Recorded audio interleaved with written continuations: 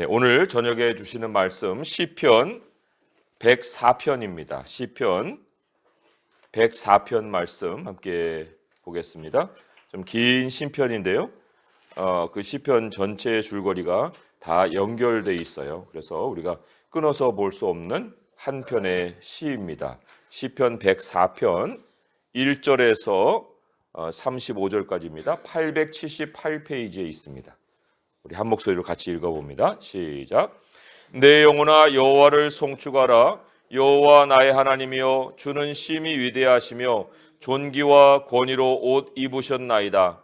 주께서 옷을 입음같이 빛을 입으시며 하늘을 휘장같이 치시며 물에 자기 누각에 들보를 얹으시며 구름으로 자기 수레를 삼으시고 바람 날개로 다니시며 바람을 자기 사신으로 삼으시고 불꽃으로 자기 사역자를 삼으시며 땅에 기초를 놓으사 영원히 흔들리지 아니하게 하셨나이다. 옷으로 덮음같이 주께서 땅을 깊은 바다로 덮으심에 물이 산들 위로 솟아올랐으나 주께서 꾸짖으시니 물은 도망하며 주의 우레소리로 말미암아 빨리 가며 주께서 그들을 위하여 정하여 주신 곳으로 흘러갔고 산은 오르고 골짜기는 내려갔나이다. 주께서 물의 경계를 정하여 넘치지 못하게 하시며 다시 돌아와 땅을 덮지 못하게 하셨나이다. 여호와께서 샘을 골짜기에서 솟아나게 하시고 산 사이에 흐르게 하사 각종 들 짐승에게 마시게 하시니 들 나귀들도 해갈하며 공중의 새들도 그 가에서 깃들이며 나뭇가지 사이에서 지저귀는도다. 그가 그의 누각에서부터 산에 물을 부어 주시니 주께서 하시는 일에 결실이 땅을 만족시켜 주는도다. 그가 가축을 위한 풀과 사람을 위한 채소를 자라게 하시며 땅에서 먹을 것이 나게 하셔서 사람의 마음을 기쁘게 하는 포도주와 사람의 얼굴을 윤택하게 하는 기름과 사람의 마음을 힘있게 하는 양식을 주셨도다. 여호와의 나무에는 물이 흡족하며 곧 그가 심으신 레바논 백향목들이로다. 새들이 그 속에 깃들이며 학은 잣나무로 집을 삼는도다. 높은 산들은 사냥을 위하며 바위는 너구리의 피난처로다. 여호와께서 달로 절기를 정하시며 해는 그 지는 때를 알도다. 주께서 흑암을 지어 밤이 되게 하시니 살림의 모든 짐승이 기어 나오나이다. 젊은 사자들은 그들의 먹이를 쫓아 부르짖으며 그들의 먹이를 하나님께 구하다가 해가 돋으면 물러가서 그들의 굴 속에 눕고 사람은 나와서 일하며 저녁까지 수고하는도다. 여호와여 주께서 하신 일이 어찌 그리 많은지요. 주께서 지혜로 그들을 다 지으셨으니 주께서 지으신 것들이 땅에 가득하나이다. 거기에는 크고 넓은 바다가 있고 그 속에는 생물 곧 크고 작은 동물들이 무수하니이다. 그곳에는 배들이 다니며 주께서 지으신 리워야단이 그 속에서 노나이다. 이것들은 다 주께서 때를 따라 먹을 것을 주기를 바라나이다. 주께서 주신즉 그들이 받으며 주께서 손을 펴신즉 그들이 좋은 것으로 만족하다가 주께서 낯을 숨기신즉 그들이 떨고 주께서 그들의 호흡을 거두신즉 그들은 죽어 먼지로 돌아가나이다. 주의 영을 보내어 그들을 창조하사 지면을 새롭게 하시나이다. 여호와의 영광이 영원히 계속할지며 여호와는 자신께서 행하시는 일들로 말미암아 즐거워하시리로다. 그가 땅을 보신즉 땅이 진동하며 산들을 만지신즉 연기가 나는도다. 내가 평생토록 여호와께 노래하며 내가 살아있는 동안 내 하나님을 찬양하리로다. 나의 기도를 기쁘게 여기시기를 바라나니 나는 여호와로 말미암아 즐거워하리로다. 죄인들을 땅에서 소멸하시며 악인들을 다시 잊지 못하게 하시리로다. 내 영혼아 여호와를 송축하라. 할렐루야. 아멘.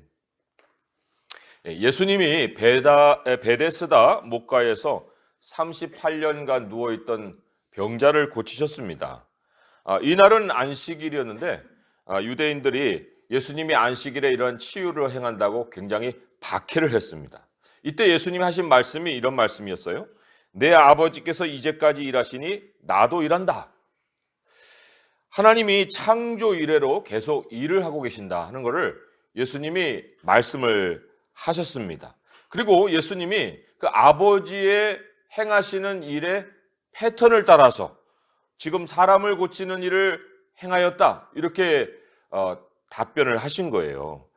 이 치유 사역이 하나님이 일하시는 패턴을 따른 것이다 하는 걸 더 확인시켜 주는 것이 예수님이 이렇게 또 이어서 말씀하신 말씀 안에 있습니다. 요한복음 5장 19절인데 그러므로 예수께서 그들에게 이르시되 내가 진실로 진실로 너희에게 이르노니 아들이 아버지께서 하시는 일을 보지 않고는 아무것도 스스로 할 수 없나니 아버지께서 행하시는 그것을 아들도 그같이 행하느니라. 이렇게 말씀하셨습니다. 굉장히 능력이 많으신 예수님인데 스스로 무슨 일을 하시는 것이 아니라 하나님 아버지의 일하시는 패턴을 따라서 행하셨다.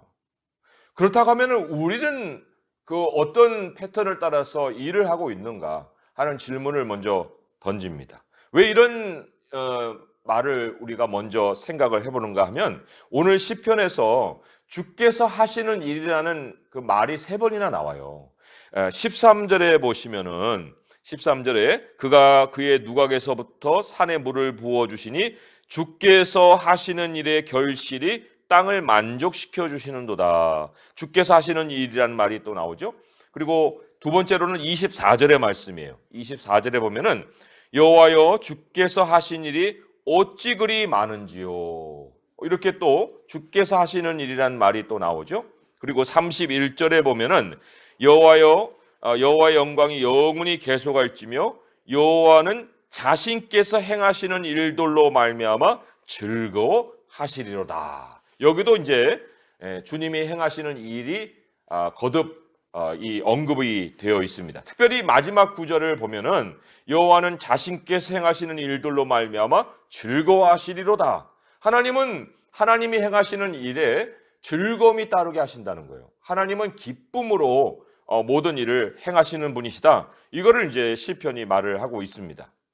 그래서도 로마서 12장 2절을 보면은 이렇게 우리에게 명령을 했어요. 너희는 이 세대를 본받지 말고 오직 마음으로 새롭게 함으로 변화를 받아서 하나님이 선하시고 또 기뻐하시고 온전하게 뜻하신 그것, 하나님의 선하시고 기뻐하시고 온전하신 뜻이 무엇인지 분별하도록 하라 그랬어요. 여기 이제 중간에 하나님의 기뻐하신 뜻, 이 기쁨이 나오거든요. 근데 하나님의 기뻐하시는 뜻은 뜻으로 머무는 것이 아니라 하나님의 기뻐하신 뜻을 분별해서 하나님이 기뻐하시는 그 일을 해라. 이런 말씀을 우리에게 전하고 있는 거예요. 그러면 하나님은 무슨 일을 기뻐하며 하실까? 이게 이제 우리가 궁금한 거 아닙니까? 여기에 대해서 이 시편 오늘 읽은 104편이 굉장히 풍성하게 하나님은 이러한 일을 기쁨으로 행하십니다 하고 우리에게 알려주고 있다는 거예요. 그래서 이 시편은 하나님에 대한 묵상이고 또 하나님을 향한 기도이면서 그 하나님을 향한 묵상과 기도를 이 송축으로 찬양으로 아주 멋진 시로 이렇게 기록을 해놓은 것입니다. 자, 그 내용을 차근차근 이제 우리가 따라가 볼 텐데 그 모든 걸 따라가 보면은 결론은 한 가지밖에 없어요. 한 가지에 다 이른다는 거예요. 그게 무엇이냐? 하나님이 기뻐하시며 하는 일들은요, 사실은 우리가 흉내도 내지 못하는 굉장히 놀라운 일들이다. 이거를 우리에게 가르치고 있습니다. 그리고 그 결론을 아예 처음 1절부터 우리에게 알려주고 있어요. 1절의 말씀을 우리 같이 한번 읽어볼까요? 시작. 내 영혼아 여호와를 송축하라. 여호와 나의 하나님이여 주는 심히 위대하시며 존귀와 권위로 옷 입으셨나이다. 예, 이러한 고백, 존귀와 권위로 옷 입으셨다 하는 것은 하나님의 그 위대하신 일을 이렇게 우리에게 소개하고 있는 이런 표현이라는 거예요. 그리고 이 하나님이 기뻐하시는 일들에 대해서 그럼 우리는 뭐 아무런 상관도 못하는 일이냐? 우리는 전혀 동참할 수 없는 일이냐? 이렇게 우리가 생각을 할 수 있겠지만은 그렇지 않아요. 또 이 말씀을 쭉 처음부터 따라가다 보면은 유일하게 도달할 수 있는 결론이 있습니다. 이렇게 우리가 하나님의 기뻐하시는 일을 행할 수 있고 동참할 수 있다. 그 결론이 바로 오늘 말씀 34절에 나오는 기도다 하는 겁니다. 기도 34절을 같이 한번 읽어볼까요? 시작. 나의 기도를 기쁘게 여기시기를 바라나니 나는 여호와로 말미암아 즐거워하리로다. 예, 하나님이 위대하심을 맨 처음에 기록했는데 마지막에 우리가 하나님의 기쁨에 동참할 수 있는 그 우리의 모든 삶의 모습을 기도로 소개를 하고 있다는 거예요. 나의 기도를 기쁘게 여기시기를 바라나니, 하나님이 기도를 기쁘게 여기시거든요. 그런데 그렇게 기도를 하고 있습니다. 하나님, 나의 기도를 기쁘게 여기시고요, 나는 여호와로 말미암아 즐거워할 것입니다. 이렇게 얘기를 하고 있는 거죠. 자, 여기에 나는 여호와로 말미암아 즐거워하리다 하는 이 고백, 여호와로 말미암아, 여호와로 말미암아. 사람은 다 기뻐하고 싶어 해요. 근데 그 기쁨이 어디서 오느냐? 이 근원에 대해서 사실 많은 고민을 합니다. 근데 오늘 말씀을 보면은 여호와로 말미암아 우리의 즐거움이 나온다. 그거를 우리가 생각을 할 때 하나님은 우리에게 하나님이 기뻐하신 뜻이 무엇인지 분별해서 하나님이 기뻐하시는 일을 해라, 이렇게 명령을 하시는데, 또한 결론을 보면은 우리는 여호와로 말미암아 기쁨을 얻는다, 이렇게 얘기를 하니 우리가 하나님이 기뻐하시는 그 일을 행함으로 인해서 여호와로 말미암아 기쁨을 얻는다, 이렇게 결론을 내릴 수 있어요. 그런데 여호와가 우리에게 기쁨을 가질 수 있는 그 일이 뭐냐? 바로 기도라는 거예요. 참 놀랍죠? 이 영적인 지혜를 하나님이 우리에게 이 말씀을 해주고 있습니다. 여기 아까 읽은 34절을 다시 한 번만 읽어보면은요, 나의 기도를 기쁘게 여기시기를 바라나니, 이게 이제 전제 조건이에요. 나는 여호와로 말미암아 즐거워하리로다. 내가 여호와로 말미암아 즐거워할 수 있는 그 전제에 뭐가 있느냐?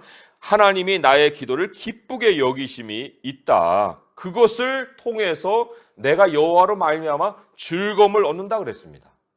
그러니까 이 기도는요, 우리가 행하는 일이 아닙니다. 기도는 하나님이 기뻐하시는 일이에요. 하나님이 행하시는 일이라는 거예요. 로마서의 말씀을 보면은 이런 고백이 있어요. 잘 한번 들어보세요. 로마서 8장 26절에 이와 같이 성령도 우리의 연약함을 도우시나니 우리는 마땅히 기도할 바를 알지 못하나. 이게 우리 현실이에요. 우리는 마땅히 기도할 바를 몰라요. 어떻게 기도할지도 몰라요. 그런데 우리는 마땅히 기도할 바를 알지 못하나 오직 성령이 말할 수 없는 탄식으로 우리를 위하여 친히 간구하시느니라. 성령이 친히 기도해 주시느니라, 이런 얘기를 하고 있습니다. 그러니까 우리가 주님이 행하시는 일에 동참하는 이 최고의 방식은 기도인데, 그 기도를 할 수 있기 위해서는요, 사실은 하나님이 우리 안에서 기도하는 그 기도에 동참하는 거예요. 우리가 기도를 하는 것 같은데 그 기도를 우리가 시작하는 것 같지만, 그러나 결국은 하나님이 우리 안에서 기도하는 그 기도에 동참하는 것이다. 근데 우리는 너무 이 기도를 괴로운 일이라고 생각하기가 쉽습니다. 기도를 왜, 얼마나 어떻게 해야지? 마땅히 기도할 바를 모르기 때문에 그런 생각을 할 수도 있습니다. 하지만 이 기도가 하나님이 기뻐하시는 일이고, 또 이 기도는 하나님이 우리 안에서 행하여 주시는 일이고, 그 기도에 동참을 하는 것만이 또 우리가 여호와로 말미암아 기쁨을 얻는 길이기 때문에 이 기도를 너무 괴롭다, 이런 식으로 생각할 것이 아니라는 겁니다. 사실 우리가 아침에 눈을 뜨면은요, 해야 할 일들로 마음이 막 굉장히 바빠요. 그래서도 하나님으로부터 이 즐거움을 얻거나 하나님으로 말미암아 뭐 즐거워한다거나 뭐 이렇기보다는 스스로가 이제 뭐 일을 해나가다가 좀 쉬고 싶다, 좀 놀 거리를 없나, 기뻐할 거리를 이렇게 찾아다니죠. 기뻐할 거리를 찾아다닙니다. 그러다가 이제 지쳐서 마지막에 와가지고 이제 하는 게 어쩌면 기도인 경우가 많아요. 그런데 참 그만큼 우리가 하나님의 세상을 살기보다는 우리의 세상을 살고 있는 거 아닌가, 이런 이제 결론을 우리가 좀 생각을 해볼 수 있죠. 그런데 오늘 말씀을 다시 한번 우리가 정말 소중하고 의미 있게 다시금 새겨볼 것은, 이 오늘 시편을 알고 나면은 우리의 환경을 하나님이 어떻게 조성해 주시는가, 우리 하나님이 얼마나 상세하게 우리의 삶까지도 이끌어 가시는가 하는 것을 발견하게 돼요. 그래서도 우리가 하나님과 따로 시작했다가 마지막에 가서 하나님과 그냥 조금 합해지는 이런 것이 아니라, 출발에서부터 하나님과 함께하는 삶이 얼마나 기쁘냐 하는 그러한 확신을 가지고 하루를 시작할 수 있다는 겁니다. 두 가지에 대해서 아주 크게 하나님이 우리에게 조성해 주는 환경을 이 시편은 부각시키고 있습니다. 첫째로 아까 13절의 말씀을 봤는데 다시 한번 읽어보겠습니다. 13절 시작. 그가 그의 누각에서부터 산에 물을 부어 주시니 주께서 하시는 일의 결실이 땅을 만족시켜 주는도다. 주께서 하시는 일의 결실이 땅을 만족시켜 주신다. 그런데 여기에 하나님의 누각이라는 것이 나옵니다. 하나님의 집이에요. 그 하나님의 집을 어디다 세우느냐면요, 3절에 보면은 물에 자기 누각의 들보를 얹으셨다는 말씀이 있습니다. 이 물이라는 것은 바다를 얘기하는 거예요. 바다를 얘기하는 건데, 하나님이 이 창조 세계 밖에 계시는 분이 아니라 창조 세계 안에 들어오셔서 직접 진두지휘하면서 창조를 경영해 가시는데, 바다는요, 이게 요동치는 가장 이 통제하기 힘든 세상을 말할 때 사용하는 단어예요. 그래서 우리가 꿈을 꿀 때에도요, 막 바닷물이 넘치는 것 같은 이런 꿈을 꾸면은 굉장히 어렵고 혼란스러운 그런 일들을 우리가 예상해 볼 수 있거든요. 그런데 하나님이 그 바다 위에 자기의 누각의 들보를 얹었다는 것은 가장 요동치는 무질서한 혼란스러운 세상 위에 하나님이 통치하고 계신다. 이거를 우리에게 가르치고 계시는 거예요. 하나님의 다스리심의 권위를 정말 질서 없는 그 세상을 다스리시는 그 위에다가 두셨다. 바다를 잠재우시는 하나님이면 그 나머지는 뭐 생각할 필요도 없는 거예요. 그 외의 모든 피조물은 다 하나님의 통치 아래 있다. 이거를 우리에게 알려주고 있는 거예요. 근데 이 13절의 말씀을 조금은 예수님의 말씀과 좀 연결시켜서 우리 자신에게 적용할 수가 있습니다. 하나님은 하나님의 누각을 바다 위에 얹고 그냥 끝나신 분이 그렇지 않습니다. 하나님은 우리 안에 들어오셔서 우리를 하나님의 거처로 삼으신 분이에요. 그렇다고 하면은 이 오늘 여기 13절에 보면 물을 부어 주시니 하는 이 물은요, 바닷물이 아니라 하나님이 우리 안에 들어오셔서 우리 안에서 부어주시는 생수를 얘기하는 거고, 주께서 하시는 일의 결실이 땅을 만족시켜 준다 할 때 이 땅은 우리 자신을 또 빗대어서 얘기를 하는 것입니다. 예수님이 이런 말씀했거든요. 너희 안에 생수의 강이 흘러 넘치리라 했는데, 그 생수의 강은 바로 그를 믿는 자들이 받을 성령을 가리켜 말씀하신 것이다. 이런 말씀을 하셨거든요. 그렇기 때문에 우리가 하나님이 우리 안에서 성령으로 기도하신다고 그랬잖아요. 하나님의 기도가 우리 안에 물을 부어주듯이, 산에 물을 부어주듯이 우리 안에 기도를 부어주시면서 하나님이 우리 안에서 일을 하시고 그리고 우리에게 만족을 주신다. 이런 의미로 이 말씀을 우리가 받을 수가 있어요. 참 놀랍지 않습니까? 우리는 매우 일차적인, 매우 우리의 육적인 이러한 필요를 채움으로 인해서 만족을 얻으려고 할 때가 많습니다. 잘 산다. 뭐가 잘 사는 거예요? 잘 산다 할 때 사실 가장 기본적으로 사람들이 생각하는 거는 먹고 사는 문제가 좀 보장이 된다. 이러면 이제 잘 사는 것으로 생각을 하죠. 먹고 사는 거. 먹고 사는 거. 그런데 오늘 말씀을 가만히 보면은 이 양식조차도 사실 우리가 배를 채우기 위해서 양식을 먹는 건 너무 동물적인 거예요. 그렇게 동물적인 삶을 살려고 우리가 양식을 위해서 일하고 있습니까? 그렇지 않잖아요. 15절의 말씀에 보면은 하나님이 채워주시는 만족의 그 목록을 이렇게 얘기하고 있어요. 15절을 한번 읽어볼까요? 시작. 사람의 마음을 기쁘게 하는 포도주와 사람의 얼굴을 윤택하게 하는 기름과 사람의 마음을 힘있게 하는 양식을 주셨도다. 여기 포도주, 기름, 이 양식이 다 땅의 산물이거든요. 그런데 그걸 통해 하나님께서 우리에게 무엇을 채워주시고 또 어떻게 만족을 주시는가 하는 것을 여기에 이렇게 아주 자세하게 기록을 해주고 있습니다. 포도주는 뭐라고 했습니까? 마음에 기쁨을 준다고 그랬습니다. 마음을 기쁘게 한다. 사람의 마음 속에는요, 우리가 정말 아직 발견하지 못한 기쁨의 세계가 있습니다. 포도주라는 것은 그냥 술로만이 아니라 그 포도주라는 걸 통해서 하나님이 우리로 마음이 기쁨의 세계로 들어가 볼 수 있게 해주신다는 거예요. 근데 그 어마어마한 신비의 세계입니다. 그 기쁨의 세계라는 게 아직은 우리가 맛보지 못했지만 그 세계를 우리 하나님 마음속에 두셨어요. 또 얼굴의 윤태감이라는 것은요, 사람의 얼굴이 이렇게 빛난다 이런 얘기거든요. 그런데 그 기름도 사실 만물의 소산이잖아요. 그 소산을 우리 몸에 이렇게 바를 때 이 얼굴에 빛이 빛난다. 우리 뭐 남자분들은 별 화장을 안 하지만 또 여자분들은 화장을 많이 하는데, 뭐 화장을 하는 얼굴과 아닌 얼굴이 좀 다르게 보이듯이 우리 하나님이 만물을 통해서 우리의 몸에 굉장히 아름다운 세계를 만들어 놓으셨습니다.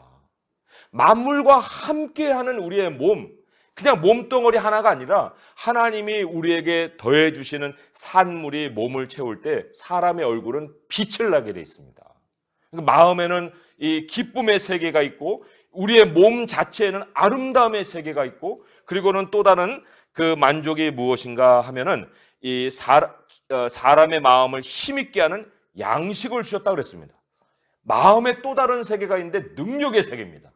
하나님이 우리에게 왜 먹을 걸 주십니까? 그 먹을 걸 통해서 이 마음 안에 이 능력이 있다는 것을 보게 하시는 거예요. 필요를 쫓아서 막 동물처럼 사는 게 아니라 이제는 할 수 있는 어떤 일에 대한 마음을 가지게 하시고 힘을 갖게 하시고 그리고는 전진하게 하시는 이런 하나님의 그 선물이 바로 양식이라는 거예요. 사람의 필요가 채워지면요, 사람은 우리가 알고 있는 내 자신이 아닌 것을 알게 됩니다. 예술이라는 것도 사실은 뭐 배고플 때 예술을 하는 사람들의 모습을 보면은 참 안 됐다 싶을 수도 있죠. 하지만 그분들이 그러한 배고픔을 참고도 예술을 하는 이유는 사람의 생각에는 양식 이상의 것이 있다는 걸 알기 때문에 그런 거예요.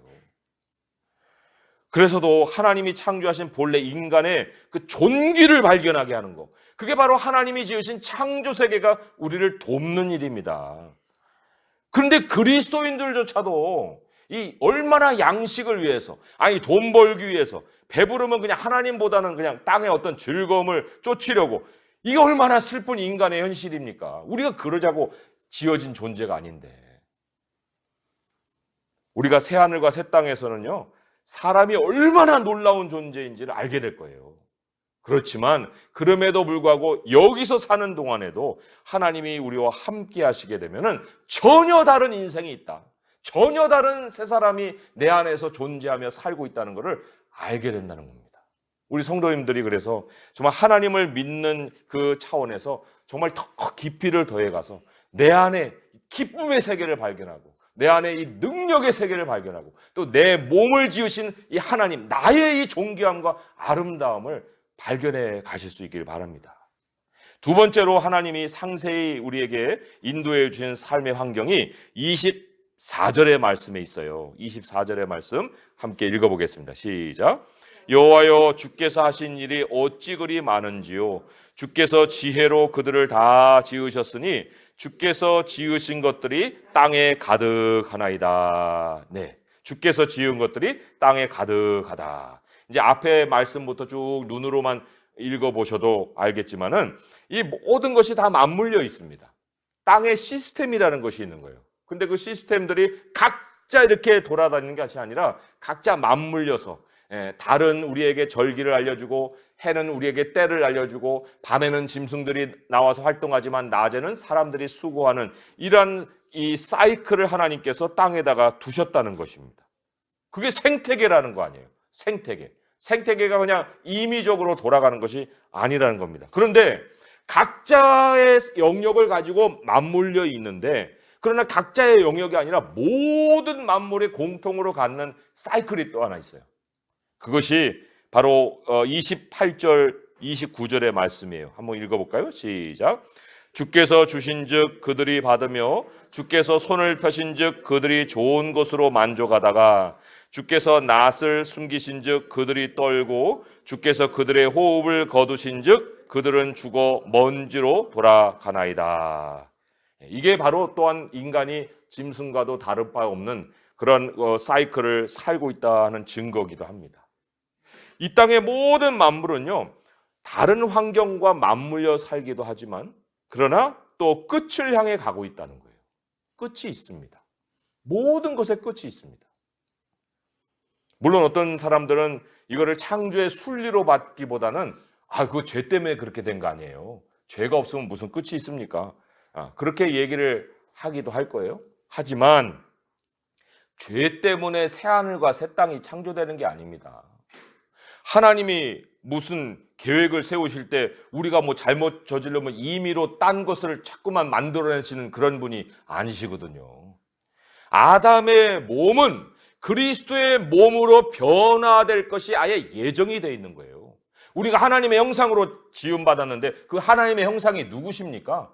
바로 그리스도시잖아요. 그러니까 옛날에 아담이 죄를 안 졌을지라도 그는 그리스도의 몸으로 변화되게 돼 있는 거예요.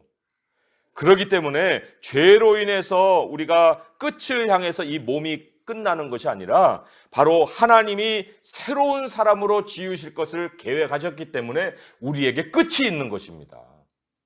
모든 만물에는 100년을 살든 1000년을 살든 마지막에는 하나님이 변화시키시는 일이 있는 거예요. 우리는 그 변화를 향해서 가고 있는 것입니다. 그러니까 우리가 정말 하지 말아야 될 것이 뭐냐? 이 땅의 것을 주워 담는 겁니다. 어떤 사람은 거기에 한 단계 덜해가지고 세상을 정복하고자 하는 그 욕심을 가지고 살지요. 뭐 정복이라는 것이 뭐 한국, 미국 뭐 이런 나라들을 다 정복하는 그런 정도가 아니라 내 영역 안에서 이걸 다 내 손으로 그냥 다 거머쥐려고 하는 이러한 일들을 행하잖아요. 다 끝이 있어요. 못합니다. 그렇게 살 수가 없어요. 그건 내 행복을 다 팔아먹는 거나 마찬가지인 거예요. 우리의 마지막 목적은 변화입니다. 변화. 그렇기 때문에 그 변화되는 그 시점에 이르기까지 하나님이 모든 생태계를 서로 맞물려서 가게 하시고 모든 것이 다 마지막을 향해 가게 하시기 때문에 이웃과 그리고 또 만물과 우리가 뭐 동물, 뭐 식물 이런 것들은 뭐 다 사라질 것이니까 단지 영혼 이게 아니에요. 우리 하나님이 지으신 모든 만물과 조화를 이루고 그리고 변화된 끝을 바라보면서 살아가야 되는 것입니다. 심지어 로마서에 보게 되면 이 모든 만물이 하나님의 아들들이 나타날 것을 고대하고 있다고 그랬어요. 만물도 변화될 것을 고대하고 있습니다. 그래서도 우리가 얼마나 이 땅의 마지막까지 정말 서로와 그리고 하나님이신 창조 세계와 조화를 이루며 살아야 되느냐 하는 것을 우리가 정말 깨닫고 그런 삶을 실천해 가야 되는 거예요. 그래서도 이 주님이 하시는 일을 우리가 바꾸려는 노력이 아니라 정말 주님이 행하시는 모든 일에 얼마만큼 우리가 순복하며 살고 있느냐 하는 모습을 점검해야 합니다. 하나님은 우리에게 그 다음을 준비해 놓고 계셔요. 우리 30절의 말씀 크게 한번 같이 읽어볼까요? 시작. 주의 영을 보내어 그들을 창조하사 지면을 새롭게 하시나이다. 여기 그들이라는 것은 만물을 다 얘기하는 겁니다. 새하늘과 새 땅을 하나님이 계획해 두고 계세요. 그리고는 우리에게 지면이 새롭게 되어지는 새로운 삶의 터전이 우리에게 다가오는 그 세상이 기다리고 있는 것입니다. 이 하나님의 행사를 우리가 어찌 그냥 잠깐의 세월을 살면서 이걸 아는데 일희일비하면서 오늘은 웃었다 내일은 울었다 이렇게 어떻게 살겠습니까?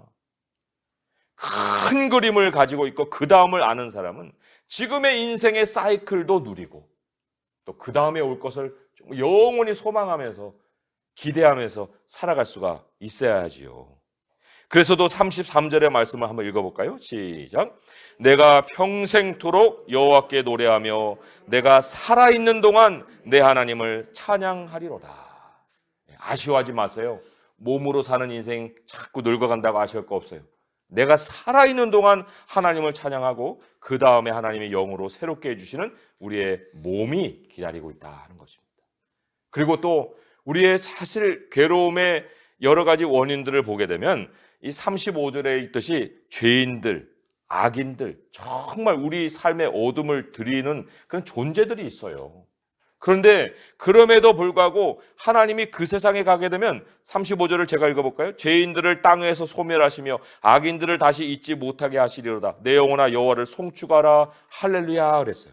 그러니까 이들과의 씨름하는 것도 이 땅에서 할 일이 아니다.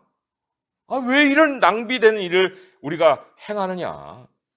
오직 우리는 하나님이 기뻐하시는 그 일을 하기 위해서 우리의 모든 일들을 행하는 것이고, 그리고 그런 모든 일들을 행하기 위해서 우리는 기도하는 거예요. 기도가 가장 앞서는 삶이 바로 하나님이 우리를 기뻐하시는 것이고, 여호와로 말미암아 만족을 누릴 수 있는 삶의 출발이다.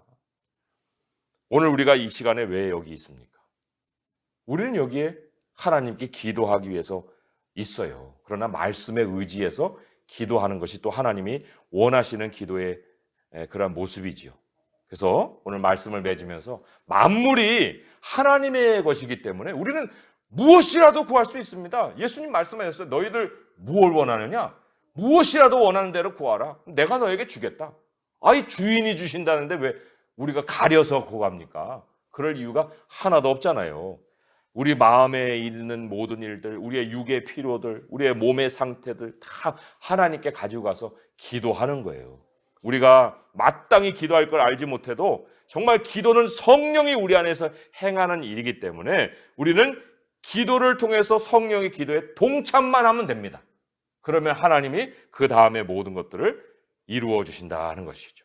그래서도 다른 어떤 것보다도 우리의 평생에 하나님을 향한 말과 하나님을 향한 묵상과 그리고 말과 묵상을 하나님 앞에 연락하게 드리는 정말 기도를 통해서 평생 예수 그리스도의 이름을 부르면서 정말 만족하고 하나님으로 말미암아 즐거워하며 살아갈 수 있는 성도님 될 수 있기를 주님의 이름으로 축원드립니다. 기도하겠습니다. 하나님 아버지 감사합니다. 우리에게 오늘의 말씀을 통하여서 하나님이 이 모든 환경을 다 통제하고 계심을 가르쳐 주셨습니다. 아버지 하나님, 우리가 오히려 주님 앞에 할 것은 우리가 어떤 다른 특별하고 독특한 일이 아니라 바로 하나님 앞에 나와서 기도하는 것이고, 기도함으로 하나님의 일에 동참하는 것이고, 하나님이 그 일을 통해서 우리를 만족하게 하시는 일을 체험하는 것입니다. 하나님, 우리는 마땅히 기도할 것도 모릅니다. 우리는 그렇게 연약합니다. 그러나 하나님이 우리 안에서 성령을 통해 기도하시오니 우리의 연약한 기도를 통해 하나님이 역사하실 것을 믿습니다. 오늘도 우리의 마음에 원하는 모든 것들을 하나님 앞에 내려놓고 기도할 수 있게 하시고, 아버지 앞에 우리의 마음의 모든 고백들을 알리는 기도를 할 수 있게 하여 주옵소서. 아버지, 우리 사는 날 동안에 하나님을 송축하고 주님을 노래하고 변화될 그 다음의 세상을 소망하며 살아갈 수 있는 우리 모두가 되게 하여 주시옵소서. 예수님의 이름으로 감사하며 기도합니다. 아멘.